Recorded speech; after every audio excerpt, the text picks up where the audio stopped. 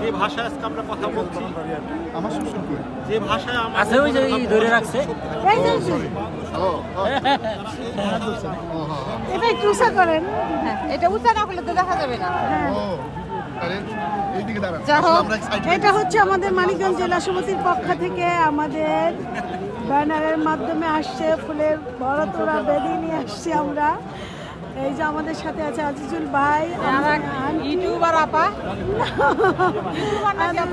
মানিকগঞ্জের মুক্তিযোদ্ধা,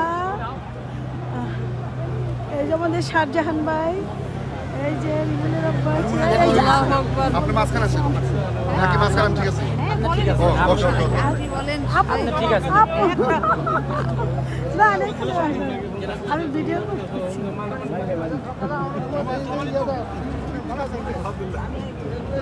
আমি বলে দিন, দুই মামা ভাই না দুই পাশে আজকে